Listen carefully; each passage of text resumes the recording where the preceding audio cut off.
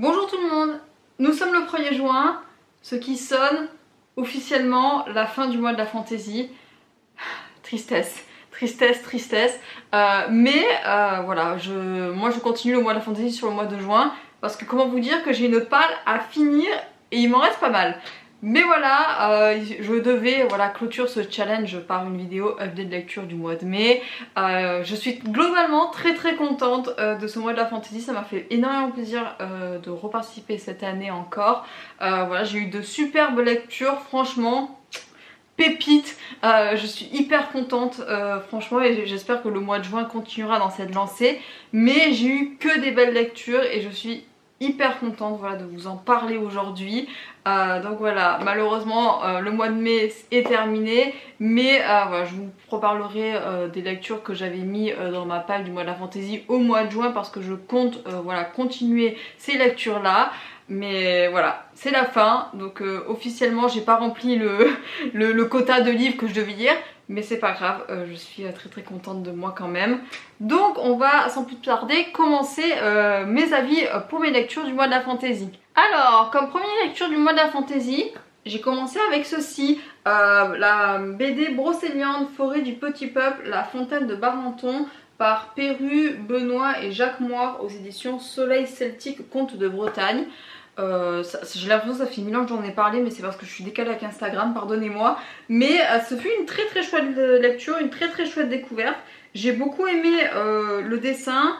Ici, ça compte la rencontre entre Guenièvre et Merlin.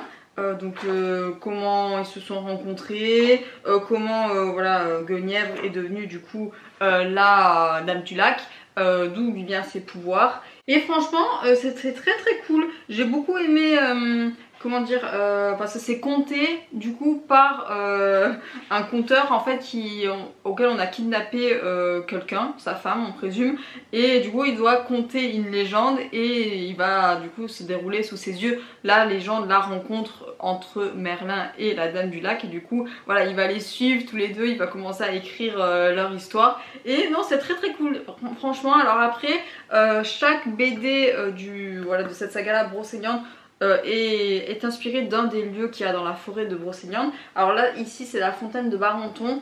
Il me semble pas y être allée quand j'étais allée en Bretagne parce que le site était fermé je crois, peut-être pour cause de chasse ou quelque chose comme ça, ou sinon j'ai pas eu le temps. Mais alors là on la voit vite fait, la fontaine de Barenton. Mais pour le coup je pensais vraiment que ça allait vraiment être un lieu principal et pas tellement en fait. Donc écoutez, je dirais pas que je suis déçue, c'est pas vrai. Mais du coup je me demande comment vont être construits les 6 autres histoires. Mais écoutez, c'est quand même une très chouette BD, une très chouette histoire avec des dessins très chouettes aussi. Donc je me procurerai les autres tomes. J'aime beaucoup l'atmosphère que dégage cette BD. J'ai retrouvé un peu de ce que j'ai pu vivre quand j'étais moi-même dans la forêt de Brocéliande l'année dernière. Donc franchement très cool, très chouette. Je vous la recommande et voilà, les dessins sont hyper beaux, la couverture elle est juste hyper belle. Je sais pas quand est-ce que je m'achèterai le deuxième tome, mais pour très bientôt, peut-être pour le Pumpkin Ocean Change. Ça se rapproche dangereusement, on est déjà en juin, le temps passe beaucoup trop vite. Mais bref, très chouette BD, très chouette début pour le mois de la fantaisie. Voilà, j'ai commencé dans les chapeaux de roue et voilà, je vous la recommande à 100%, très chouette. Donc franchement, si vous la trouvez en librairie ou en bibliothèque, tout ça, vous pouvez y aller les yeux fermés. Ensuite, j'ai continué avec un petit livre.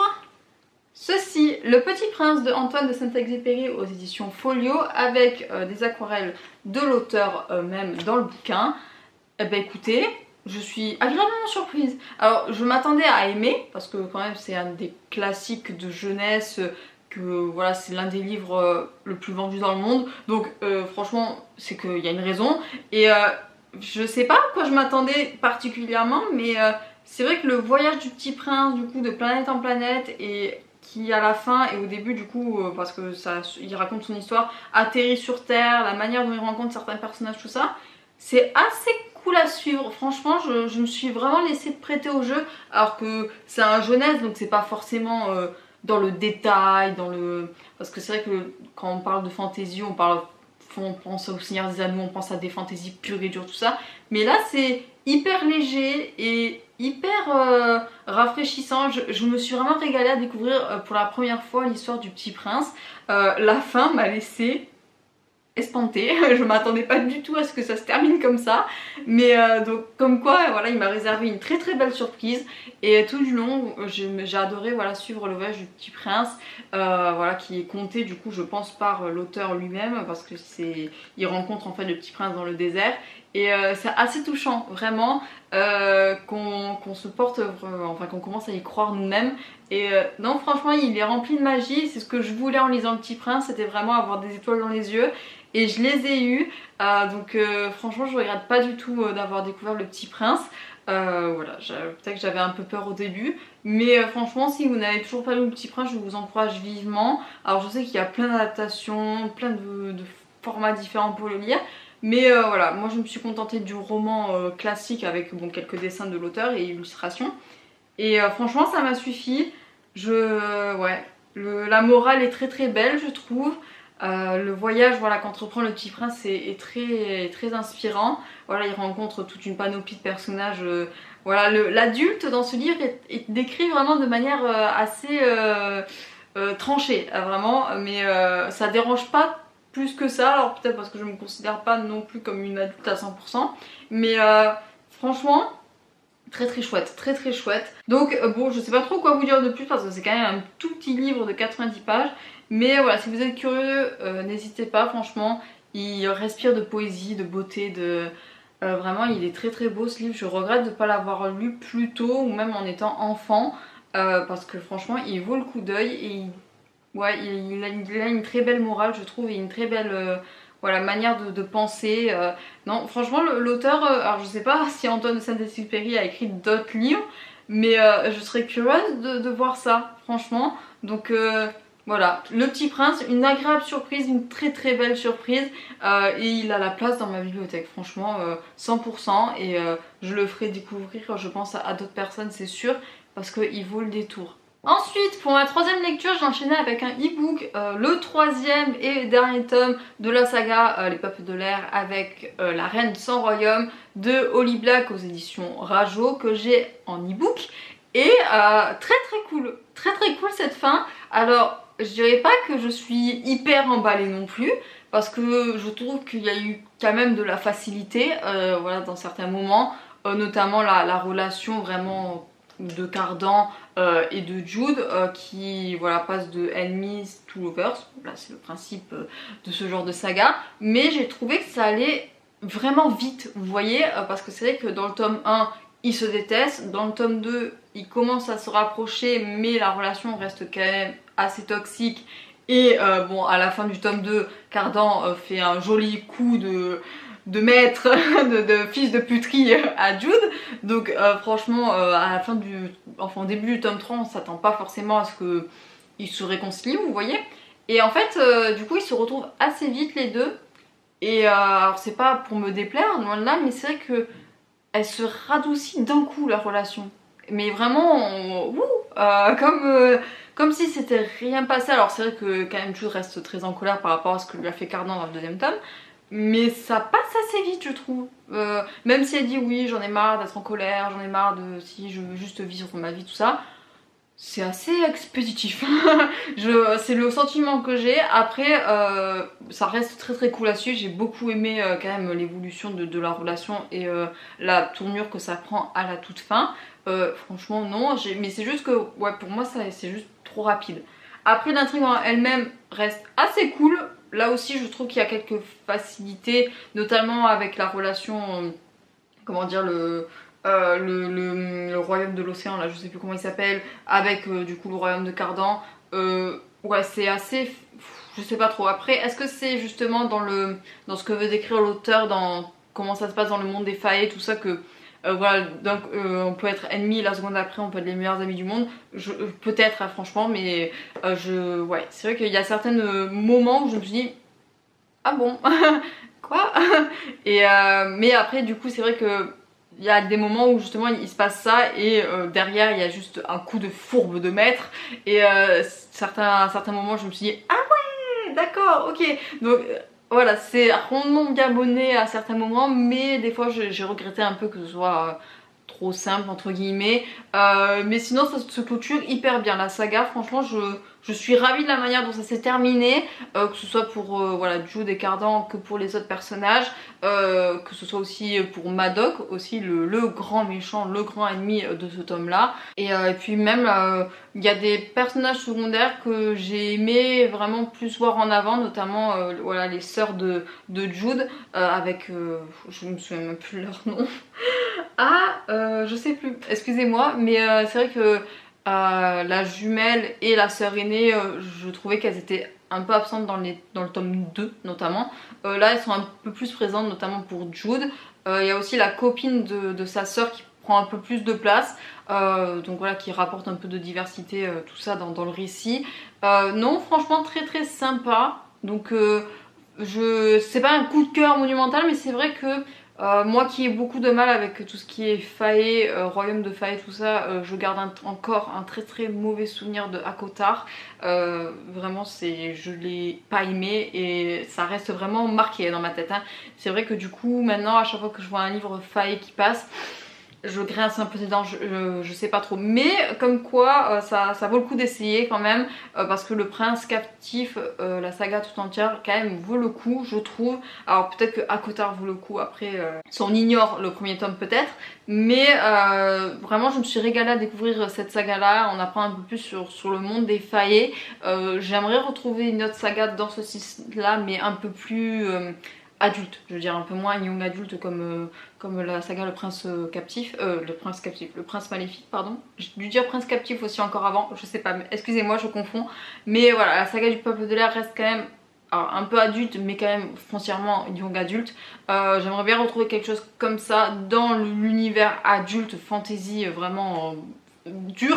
Mais voilà, j'ai pas fait de recherche encore et est-ce que ça existe? Je pense, mais en français peut-être pas trop. Donc on verra, je sais pas trop, mais en tout cas c'est une très très belle surprise. J'ai beaucoup aimé découvrir Holly Black. Je sais pas si elle a écrit d'autres livres, je pense peut-être. Mais ouais, très très belle surprise là encore. Je suis très contente d'avoir osé franchir le pas, même si j'avais très très peur au début, parce que franchement très très belle lecture, que ce soit voilà, l'intrigue, les personnages, tout ça, je me suis attachée à fond. Et voilà, une autre saga terminée à mon compteur. Je suis très ravie, je suis très contente. Donc voilà, Le Peuple de l'air, si vous avez l'occasion là aussi, essayez.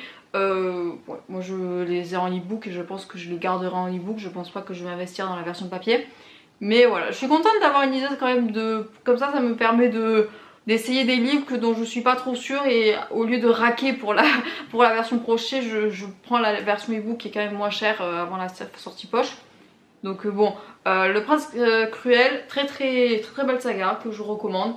Bon, après, ouais, je suis contente. Je suis globalement contente, à part quelques facilités. Franchement, c'est du feu du dieu. Ah, ça reste un young adulte, donc il faut le lire comme un young adulte.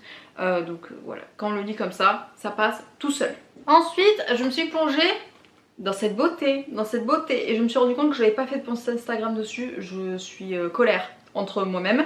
Mais voilà, je me suis plongée dans Encyclopédie des animaux fantastiques par A.L.A. Brown, H. Colored et Vanessa Calico aux éditions Le Héron d'Argent, excusez-moi.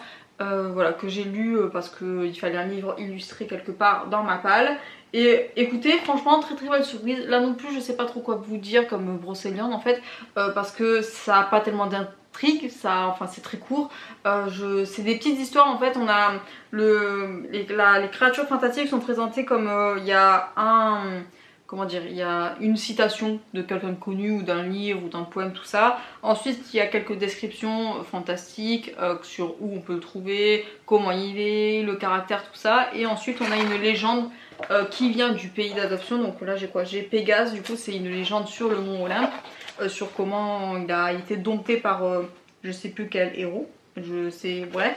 Et voilà, donc c'est tout le temps comme ça. Par exemple, là aussi, les Mercolions, là on a une petite citation, on a des aspects physiques où on trouve tout ça. Et ensuite, juste après, on a toute une légende. Et qui vient du coup là sur les îles Pharansan entre l'Érythrée et le Yémen. Donc voilà. c'est tout le temps comme ça et c'est hyper chouette parce que c'est vrai qu'il y a quelques contes qui sont reliés entre eux, j'ai trouvé ça assez malin, franchement c'était assez cool et ça permet de voir autre chose parce que c'est vrai que les animaux fantastiques, moi je pense en fait au phénix, il est un peu au basilic, au dragon, enfin voilà, ça s'arrête plus ou moins là. Et c'est vrai que là du coup on en apprend beaucoup sur d'autres cultures, où ça vient par exemple, là ça venait d'Arctique je crois, c'était un loup qui passait les âmes, je sais plus, l'Amarok qui vient de, là c'était ouais, du Groenland. Donc, et c'est quelque chose que je connaissais pas du tout. Donc franchement c'est hyper chouette de découvrir ce genre de, voilà, de choses, de mythes, de créatures qu'on n'a pas forcément nous en Europe dans nos contes à nous. Donc franchement, et puis de toute manière il est d'une beauté mais sans pareil en fait. Là ça venait du Japon je crois. Ouais. Et donc voilà, juste pour le travail de l'édition il fallait que je vous le remonte. Encore une fois, vous le verrez plus je pense parce que je l'ai lu ça y est. Mais en tout cas très très beau livre. Voilà, l'édition est magnifique. L'écriture aussi est très très bien, j'ai beaucoup aimé voilà, découvrir de nouvelles bestioles dans notre monde. Et voilà, donc j'ai vu qu'ils avaient fait aussi le Héron d'Argent, une édition sur des dragons. Donc à tout moment je recraque. Mais en tout cas, très très chouette lecture. Je le lisais un peu tous les soirs franchement, pour jusqu'à le finir. Parce que ouais, c'est des faits un peu contes, vous voyez, où voilà, une petite histoire qu'on peut lire avant de se coucher, qui sont hyper intéressantes. Donc franchement, si vous aimez ce genre de choses, c'est un objet de collection à avoir. Après, bon voilà, ça reste quand même, c'est pas un livre quoi, donc vous attendez pas non plus à une histoire, tout ça, c'est vraiment quelque chose d'assez encyclopédique, voilà, c'est comme le dit le titre, voilà. Mais voilà, très très chouette, très très cool, ça m'a permis de valider une catégorie, ça m'a permis d'en apprendre un peu plus sur cette maison d'édition. Donc voilà, que demande le peuple, je ne sais pas, mais très très cool, très très cool, très très chouette. Je m'intéresserai du coup au livre que j'ai vu de leur édition à eux, là, sur les dragons. Je sais pas encore si je vais me l'acheter, mais voilà. Vous le saurez incessamment sous peu si je craque. Mais voilà, très très chouette découverte. Je regarderai pas du tout d'avoir participé à la campagne Ulule. Voilà, donc très très très très beau, très très chouette. Et voilà, si vous avez l'occasion de le trouver, tout ça, pourquoi pas. Mais ouais, de l'édition, la couverture, je vous laisse admirer. Hein. Mais voilà, il y a des reflets dorés et tout. Mazette, il est trop beau. Voilà, j'ai rien d'autre à dire de plus. Très très chouette. Et voilà. Moda Fantasy, je vous le dis, c'est très très chouette. On revient côté roman avec mon avant-dernière lecture du mois de la fantaisie que vous avez vu dans mon vlog dernier. Ceci, quel coup de cœur, quel coup de cœur. Je vous présente Contes et récits du Paris des Merveilles aux éditions Bragelonne par Pierre Pével, Catherine Loiseau, Benjamin Lupus, Sylvie Poulain et Bénédicte Vizier.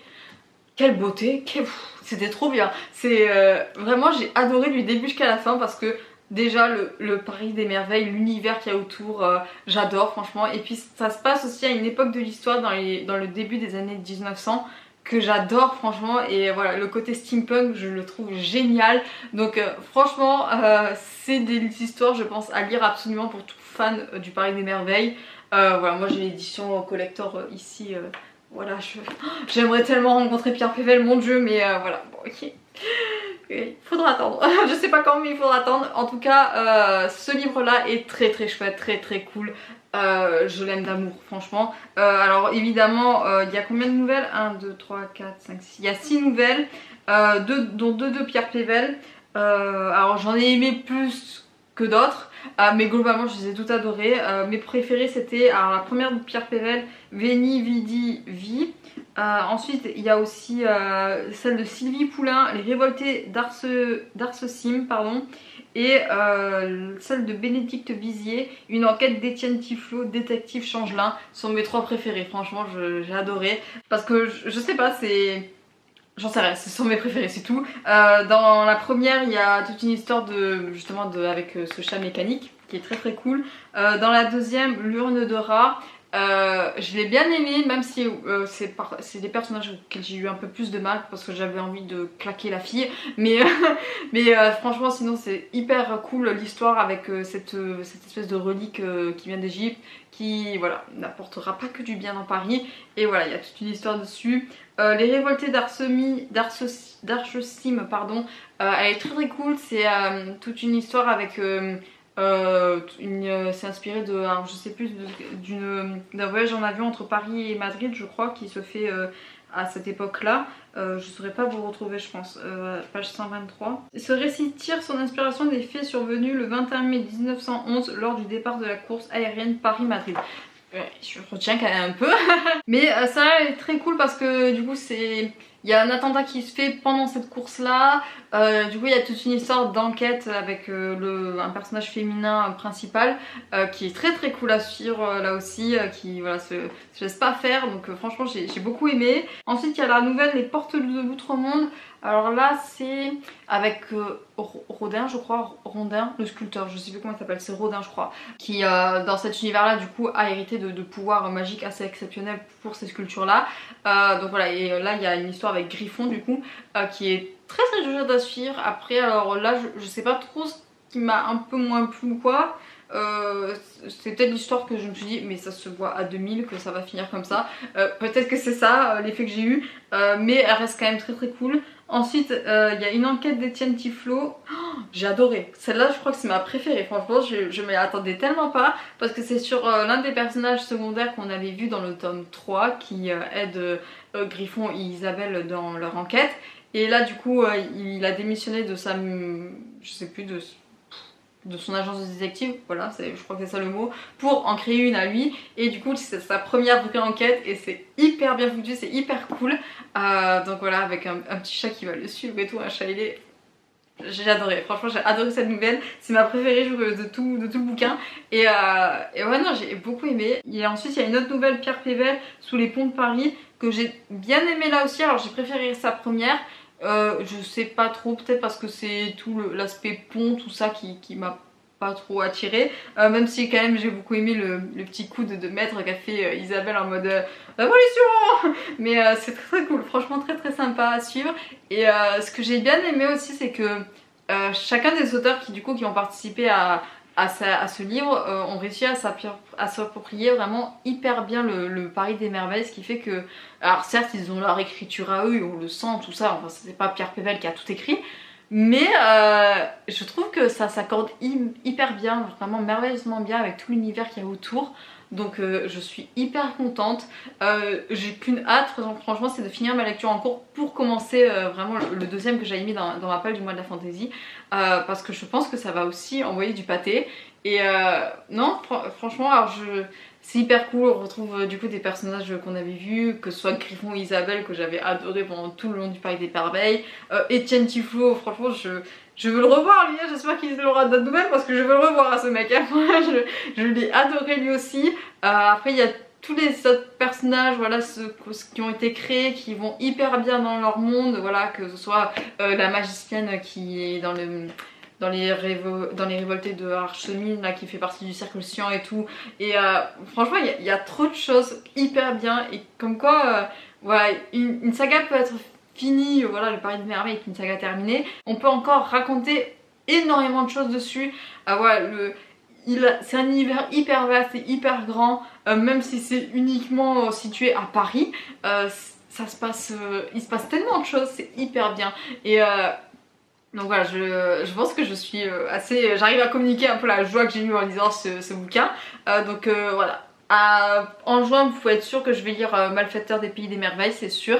Peut-être que ça sera un peu plus violent, un peu plus méchant, qui sait, vu le nom. Mais franchement, j'adore. J'ai adoré du début jusqu'à la fin. Vraiment un réel bonheur de me être replongée dans cet univers-là, d'avoir redécouvert des personnages qui existaient ou qui n'existaient pas. Et voilà, donc franchement, des livres comme ça, je signe de suite, tout le temps. Franchement, donnez-moi ce genre de livre, j'adore, je valide à 100%.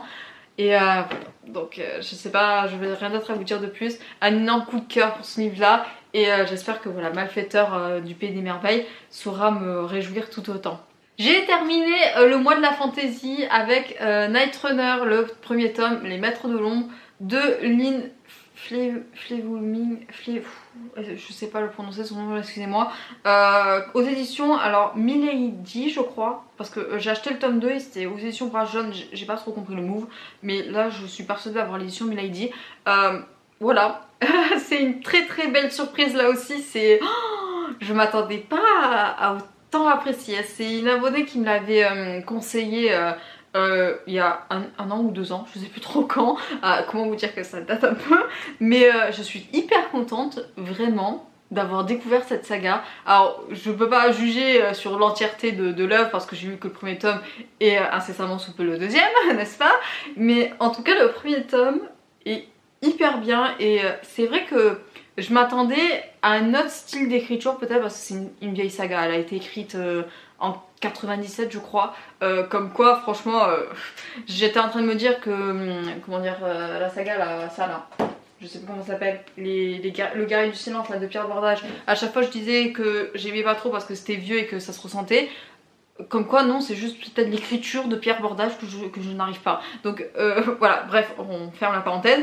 Mais c'est vrai que du coup, l'écriture qu'a l'auteur, elle est hyper... Alors là du coup j'ai lu la version française, du coup je devrais plutôt dire traduction. Mais c'est hyper moderne je trouve. Elle arrive à, voilà, à communiquer des choses de manière hyper simple.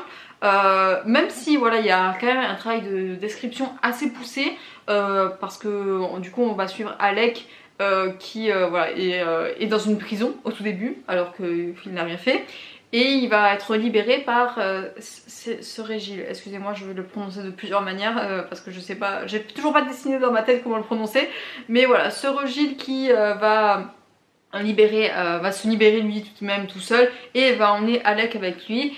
Et du coup, voilà, Alec qui jusqu'à présent était un petit chasseur voilà, dans sa petite forêt à lui, va devenir voilà, le compagnon de Cérégil. Et comment dire que Cérégil, il fait pas un métier débutant vu que c'est un des espions du royaume de...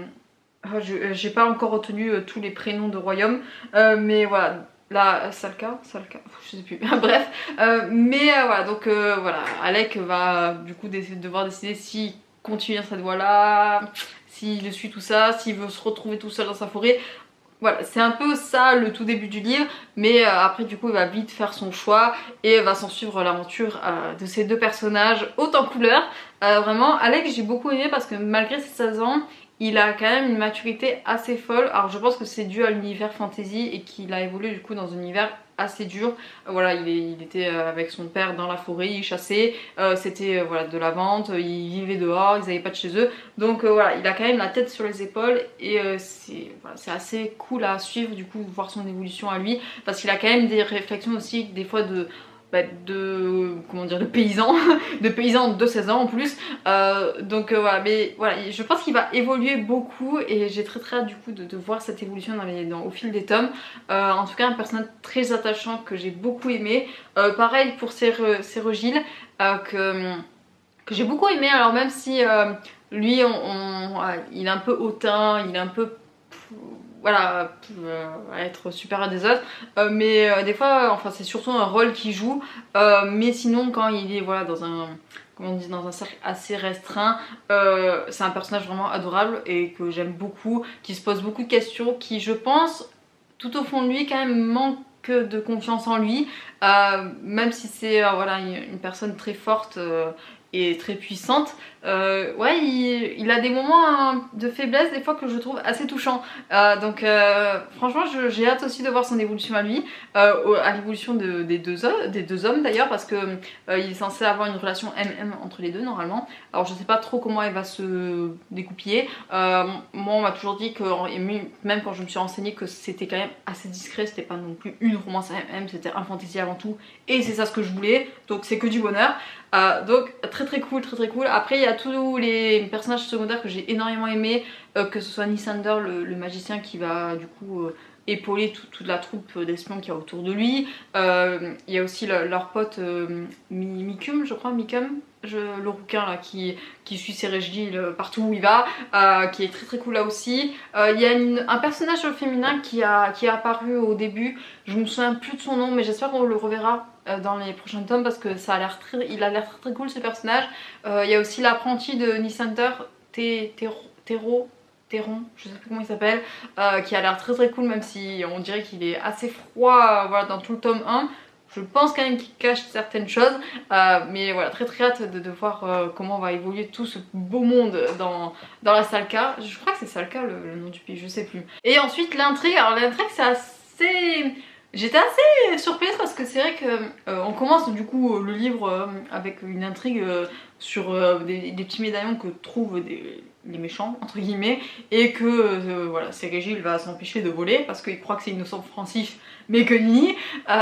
Donc on pense que ça va être sur cette intrigue là tout le tome, mais en fait non, il y a une intrigue qui va se détacher de cette intrigue principale, qui fait que la première intrigue je pense va au moins durer jusqu'au deuxième tome. Alors je sais pas après si elle va s'étendre sur les autres tomes d'après, mais ce qui fait que voilà, il y a une intrigue qui s'est détachée et qui s'est terminée à la fin du premier tome, toute une histoire de trahison, de complot, voilà, de lettres qui sont faussement cachetées et tout ça, qui était très cool à suivre là aussi. Donc franchement je suis assez étonnée et assez vraiment émerveillée par cette lecture. Vraiment, je pense que cette saga, si ça continue comme ça, va finir en coup de cœur. Donc je le pressens, je le sens venir. En tout cas, ouais, et l'écriture, je le répète, est vraiment assez folle. Franchement, j'avais l'a priori comme quoi, oui, c'est une vieille saga, donc ça va être assez lourd à lire.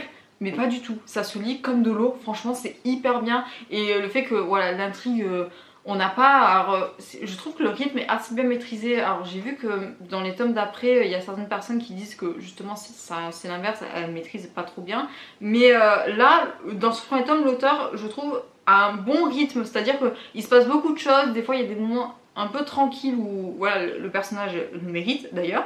Et après ça réenchaîne dans quelque chose de, voilà, d'assez, ça va vite. Je suis peut-être... Alors pas déçue de la fin, mais c'est vrai que je m'attendais pas à ce que ça se clôture comme ça le premier tome. Voilà, avec une sorte de vision, je vais pas spoiler, mais je m'attendais à ce qu'il y ait quelque chose de plus. Mais finalement non, bon après peut-être que c'est parce que le tome 2 du coup reprend de suite après le tome 1, ça je le sais pas encore.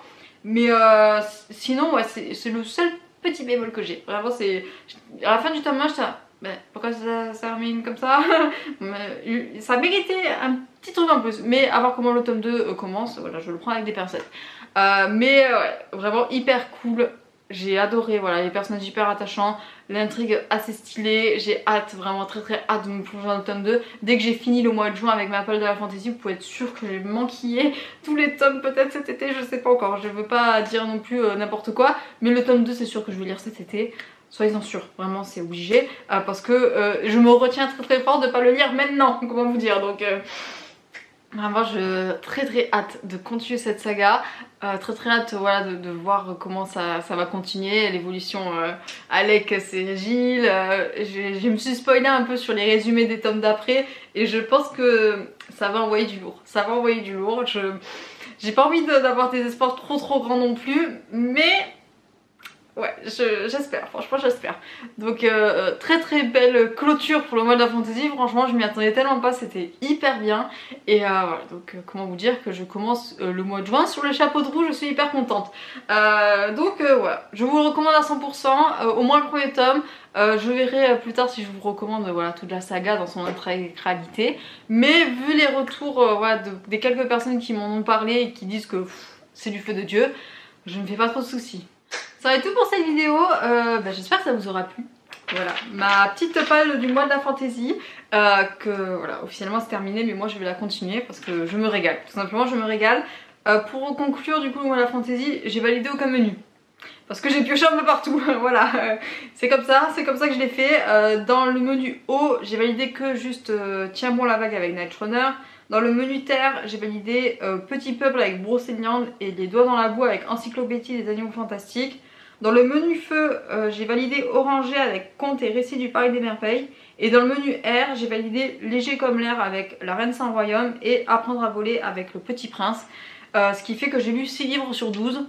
Donc normalement, fin juin, j'aurai tout lu. Normalement. C'est si on se tient là, j'ai fait la moitié du chemin, il me reste que la dernière moitié à faire. Donc très très contente vraiment de ce mois de la fantaisie. J'espère que vous en aurez profité autant que moi.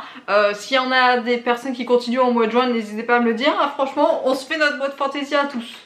Franchement, il n'y a pas de souci. Moi, je le fais toujours sur 2 mois et c'est du pur bonheur à chaque fois. Donc franchement, s'il y en a plusieurs, tant mieux, tant mieux. Donc écoutez, j'espère que le mois de la fantaisie aura été cool pour vous. J'espère que toute votre vie va bien, voilà, que vous éclatez. Moi je pense que c'est l'effet printemps. Alors même si on se rapproche dangereusement plus de l'été que du printemps. Mais je crois que oui, c'est ça qui me met d'aussi bonne humeur et autant en forme. Je suis hyper contente vraiment de ce mois de mai en général. J'espère que voilà, les mois suivants vont être tout aussi bien. Et puis voilà, donc j'espère que tout va bien pour vous, tout va bien dans vos vies, c'est le plus important. Prenez soin de vous. Et sur ce, je vais vous laisser, je vous retiens pas plus longtemps. Je vous souhaite à tous un très bon week-end, une très belle semaine, une très belle journée, ainsi de suite. Et bien évidemment d'excellentes lectures. Bye bye!